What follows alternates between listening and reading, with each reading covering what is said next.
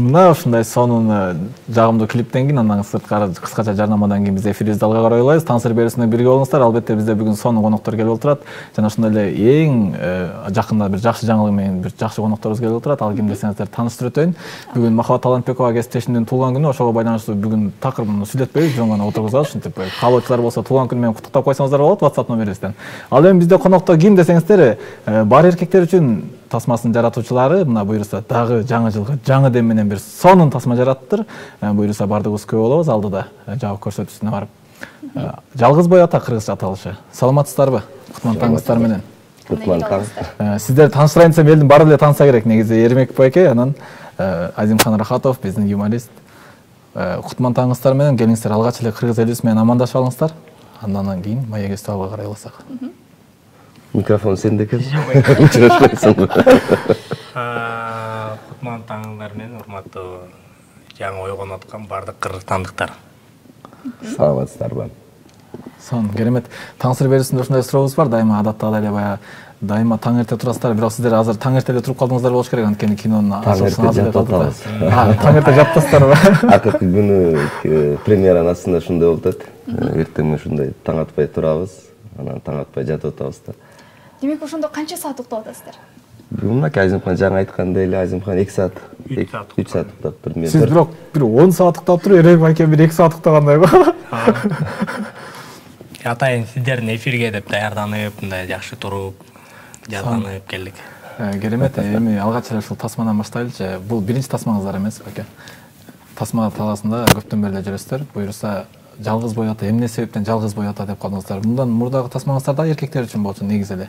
Биз негизи эле үй бүлөлүк темаларды көтөргөн баштан эле ушундай үй бүлөлүк тема, ошол көйгөйлөрдү бар эркектер үчүн дагы ушундай баягы белгилүү образдарды алганбыз. Абьюзер, подкаблучник, же болбосо баягы бойдок жигит. Жана достордун арасында боло турган мындай кыскача тамаша, бирок үй бүлөлүк негизи маселелерге ошолор чындыгында тийип кетет. Мен ал тасмаңыздарды көргөм, чындыгында жаккан аябай сонун.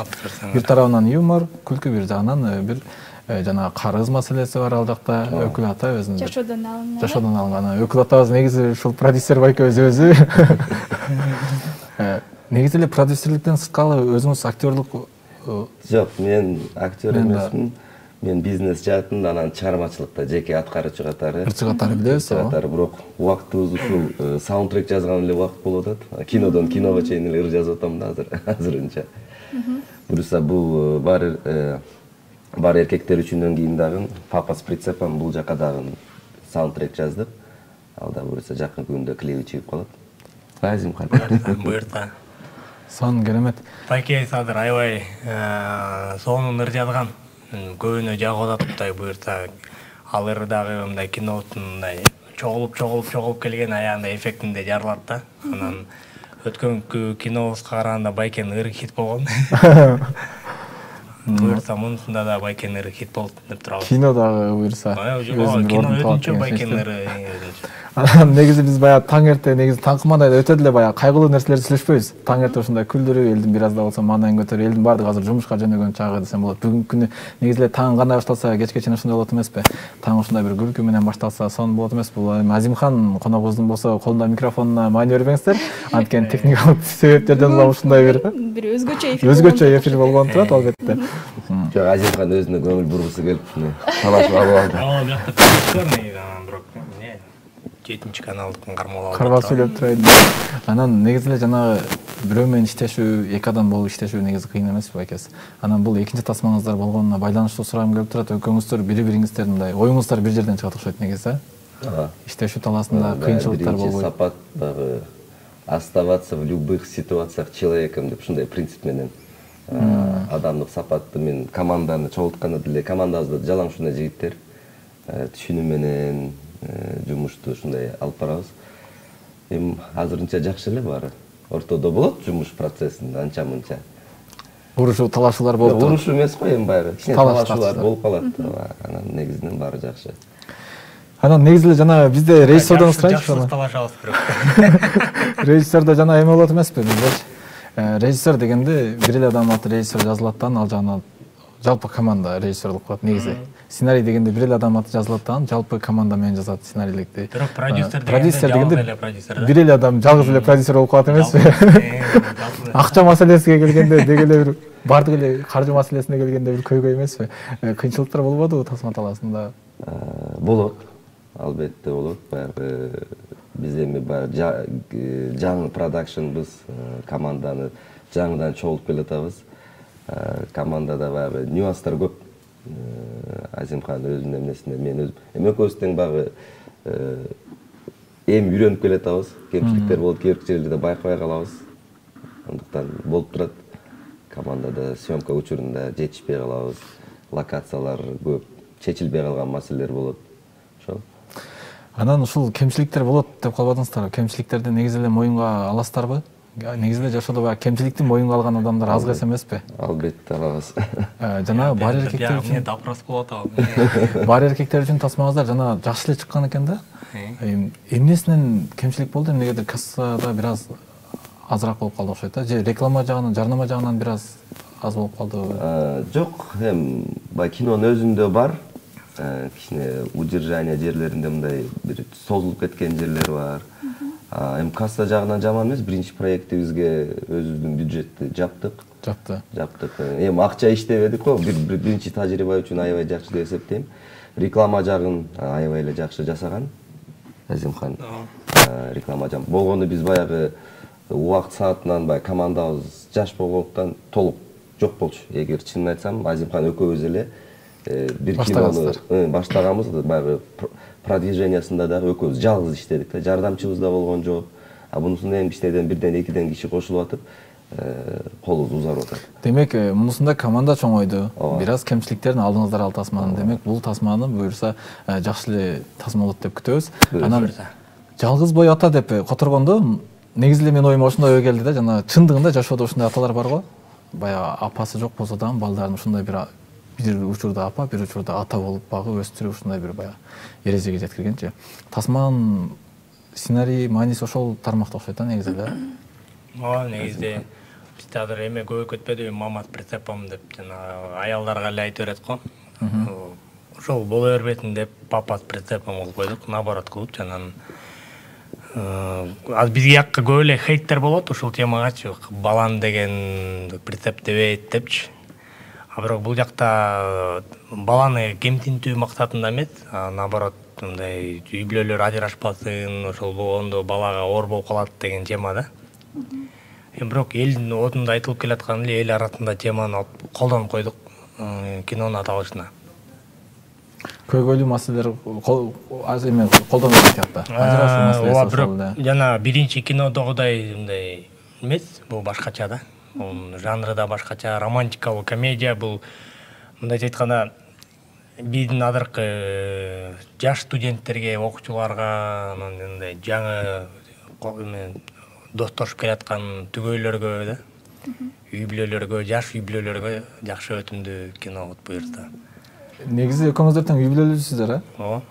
Жана үй бүлөнүн чындыгында жаңы үй бүлө башталганда 1-2 жыл ушундай бир көйгөйлөр болот эмеспи? Ошол көйгөйлөр камтылган тасма десем жаңылышпаймынбы? Жок, ал андай эмес, бул кичине башкача. Такыр башка. Барып көрүш керек экен да негизи. Барып көрүш керек экен. Анан папар с прицепом деген бул тасма баягы орус тилиндеби же кандай? Ушундай да ой келип кетет экен негизи жана афишаны көргөндөчү. Жок, бул кино деген кыргызча, анан орусча. Мындай күнүмдүк жашоодо ушул сүйлөйбүз го. Понимаете, депчи, мындай сүйлөп келатып орусча сүйлөп коюп, кыргызча сүйлөп коюп. Биздин каарманыбыз Мали деген балабыз, актёрубуз, ал кичине ушинтип турганда да бир орусча сүйлөп кылсам болобу, кичине ыңгайсыз болуп калат экен деп анан көрүп көрдүк, жакшы эле экен. Мындай көбүнчө кыргыз тилинде, англис тили да бар бул кинодо ортосунда. Сон керемет. Бизде таңкы эфир болгон үчүн ушундай бир кызыктуу оюнубуз бар. Алдыңызда турган шариктер 3-3төн бул сиздерге. Ушундай оюндар вообще жакпайт да мени. Ичинде таңкы эфирге келгенде жана колумду коробкага салган, анан андай бир нерсе жарбай. Ичинде бош кагаздар бар. Ал бош кагаз чыкса, демек сиз уттуңуз. Эч нерсе аткарбайсыз. Ал эми ичинде бир тапшырма аткарылган болсо, жазылган болсо, ошол тапшырмадан баш тарта албайсыздар. Неге баш тарта албайсыздар? Ушундай шартыбыз ушундай, анткени ал тапшырмалар өтө оор эмес, жеңил тапшырмалар. Анан даярсыздарбы? Жок, мен даяр эмесмин пока. Анда Ерөнбек байке баштап турайлы. Баштайлы. Биздин продюсердин, Тасман продюсеринен баштайлы. Могул инени аласыз да өзүңүзгө жаккан светтен бир шарикти алып туруп жарасыз. Кагаз чыгат. Утабызбы? Мен уттум. Чындыгында жазуу жок. Азимхан Рахатов экинчи биринчи шаригинасын. Мен да уттум деп чыкчу эле. Буюрса, Жок, сен жооп бересиң. бир жакын адамга чалып Кутман айтып эфирден экенин айтпаңыз дейт. Так, ладно. Баягы жакшы сөзүңүздү. Бул негизи эле баягы жашоодо мындай бирөөлөргө чалып, жакындарыбызга чалып Кутман таңыбыз менен деп калоо тилектерди жүз айтпайт экенбиз да негизи элечи. Баягы ал нерседен уялабызбы же ал нерсеге маани бербейбизби билбейм. Анан ошонун негизинен келип чыккан. Көпчүлүк маани бербейбиз, азыр баарыбыз баягы суета, жумуш, шаарыбыз. Кимге чалган? Жакын адамыбызга чалып. Сон керемет. Чалып Кутман таң менен деп Азыр ушундай. жакын адам биякта отурат. Байке Бирок сиздин эфирде экениңизди келинчегиңиз билсе керек. Ал жумушка кетип калган ол. Мен эртең менен таң атпай келдим.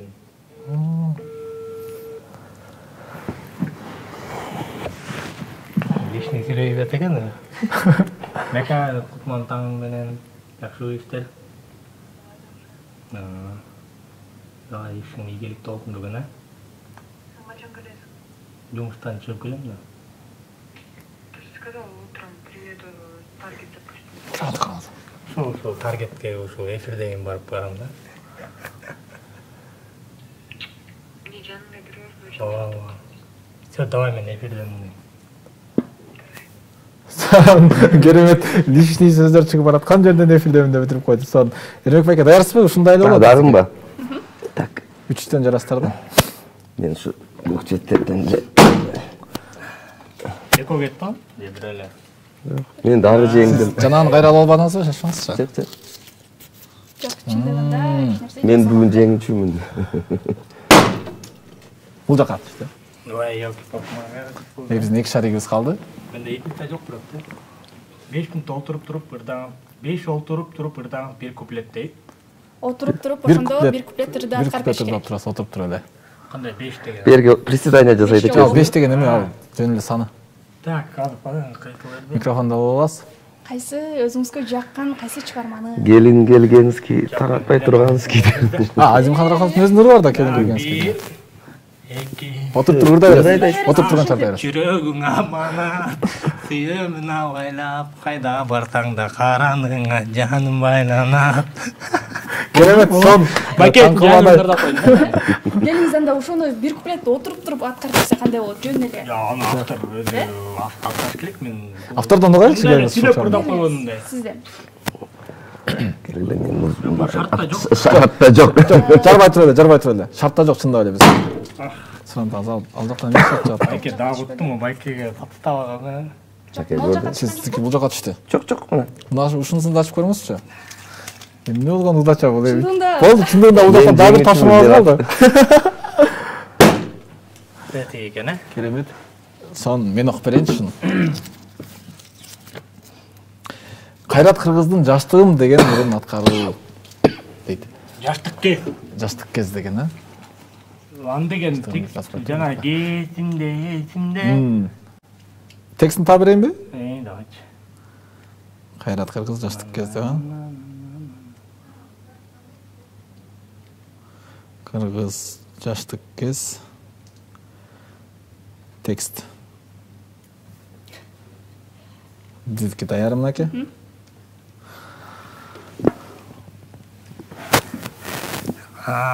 Өзүн ойлоп салкын убак кечинде суу чачышып ойногон кез эсимде айкалышкан ал учурду эстесем айылдагы кубат берет сезимге Эми билбей туруп. пакет жокпу эсиме Сон керемет.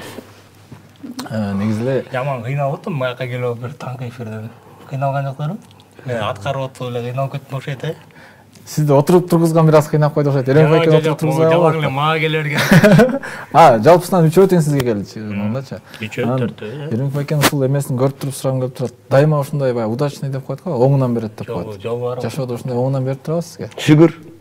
Жолуңуз ачык. Жолум ачык, кичи кезимден эле ушу эмнени баштап алсам ийгилик менен бүтөт. Буюрса баары жакшы. Сан керемет. Анан Тасмага кайра келеличи. Бул Жалгыз Бой Атанын жалпы съемкасы канча убакытты алды?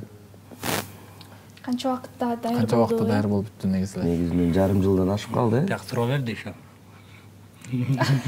Канча убакытта даяр болду дейт ошо. Айтып берди. Жалпысынан жок, мен айтайын деп аткам. Жалаң сүйлөп аткан, бир жолу сүйлөп койбоду, ошол таң калыштуу болуп кетти да. Таң калыштуу болду. Эме 20 күн болду баш аягы. Съемка учуру. Учуру тартылган күндөр 20 күн болду баш аягынан. Негизи жазда баштаганбыз да. Баягы Азимхан 10 проект эме кылган. Анан ичинен 2 проект бул Отец прицепа менен сырткары дагы жолук канча деп мелодрама тартканбыз. Ал жазда чыгат буюрса. Баш аяк ушул жазда баштаганбыз. Негизи процесс, сценарий, съемка август, июль, август айларында баягы күн аябай ысыды го. Ошол моментте тартып баштадык да. Бул күн ысыган маалда тартып баштасаңыздар, жана Тасмадан кийин эле баштаган окшойсуздар, өзү бар эркектер үчүн жазда чыкты беле? Февралда чыккан. Февралда чыккан. Ошондон кийин эле. Ооба, аны чыгарып эле анан кийин башташтыр да демек. сценарийин отуруп, жайы менен 3 айдай сценарий жазылды. Анан жайында тартылган Тасма. Идея кимден келди? Башкы идея. Азимхан өзүнүн автор, сценарист, режиссер. Биз болгону дагы эки вариант болгон, ошонун кайсы актуалдуу, кайсынысы жагымдуу, ошосун тандап алдык сценарий жагынан. Негизи эле жана тамашалуу суроо болсунчу, үй бүлөлүк абалыңызда атасыз да сиз дачы. Ушул туурасында бир аз көйгөйлөр көбүрөөк болушойт, ошонун баарын кантип сценарий кылып жазганыңызга караганда.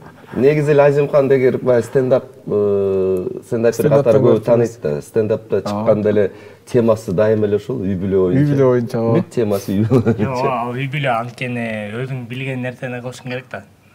Бирок бул Жалгыз Бой Атада андай эмесмин. Кудайга шүгүр. Жалгыз Бой эмес. Жалгыз Бой Атада экөөңүздөр тең көрөбүзбү?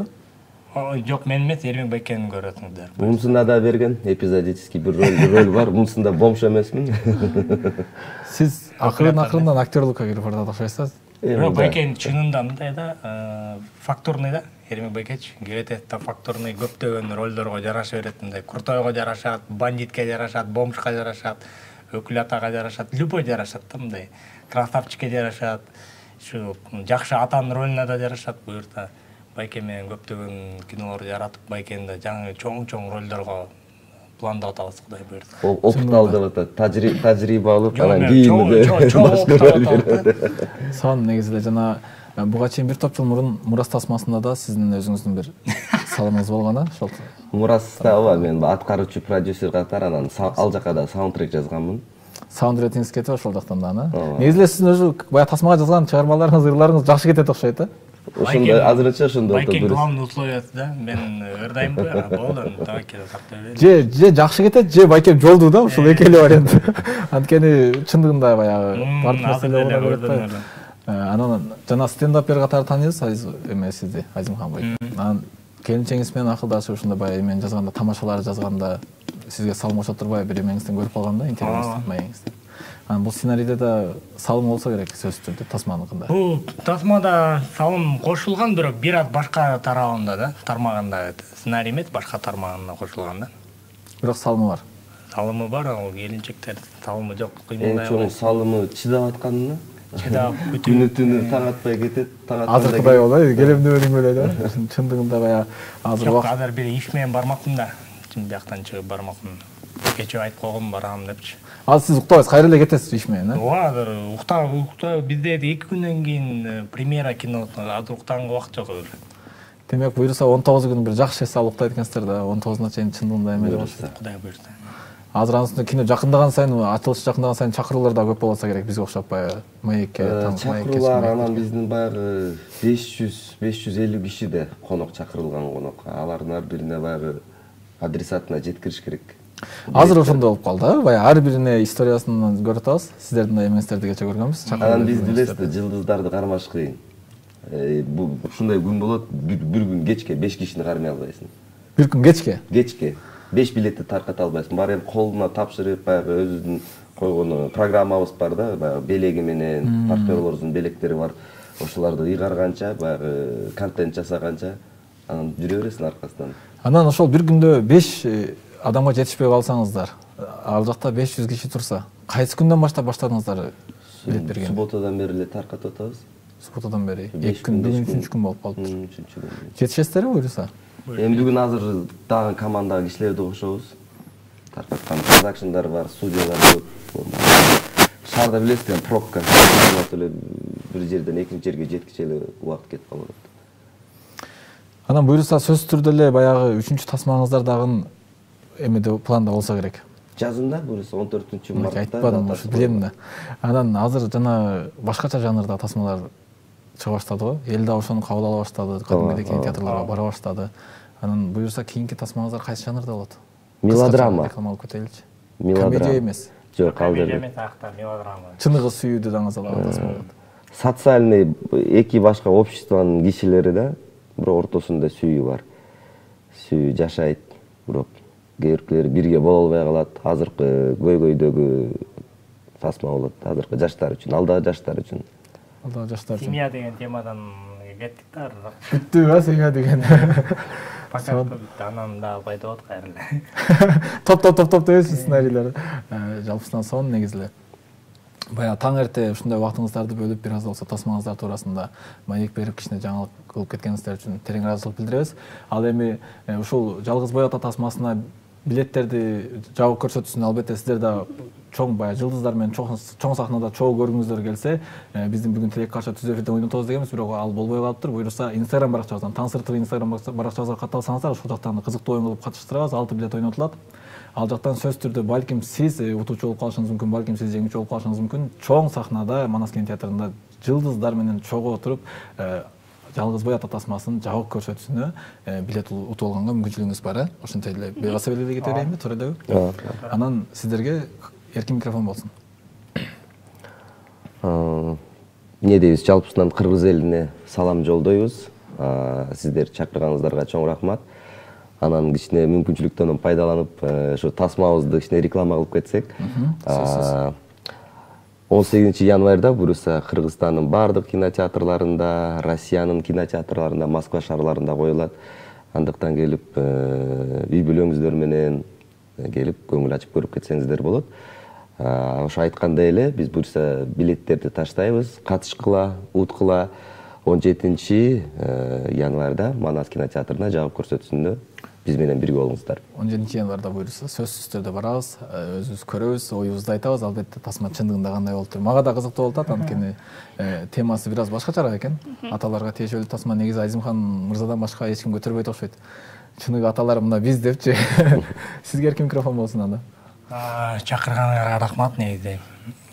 Кыргызстандагы ким жумушка баратса, бүгүнкү жумушуңар ийгиликтүү болсун. Бардык ишиңер жакшы болсун дегендей. 18 январдан баштап кинотеатрларга калтырбай келип бериңиздер. Папа с прицепом Жалгыз бой ата деген биздин кинобузга. Байке, продюсер өзгөчө переживать этет бул киного. Эми таңкы эфир, таңкы тамаша деп атпайсыңар, бирок чынында Кудай буйрса элге жагымдуу кино болот деп ойлойбуз. Кино жакшы болду буйрса.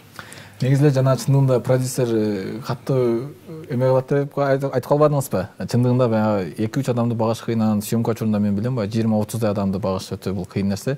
Ошондуктан буйрса тасмаңыздар ийгиликтүү болсун, өзүнүн 2-3 эселеп актаган тасмалардан болсун, мындан арыда тасмаларыңыздарды мелодрамага да буйрса кутуу студиябызга чакырып жаңылык кылып бөлүшөбүз сиздер менен сөз түрдө. Дагы бир ирет келип бергениңиздерге терең ыраазычылык билдиребиз. Негизи эле адамдын адамга берген белеги бул алтындай болгон убакыт эмеспи? Таң эрте ушинтип суукта, күндүн суугуна карабастан кыргыз элине бир жакшы жаңылыктар менен келип бергениңиздер үчүн дагы бир ирет терең ыраазычылык билдиребиз.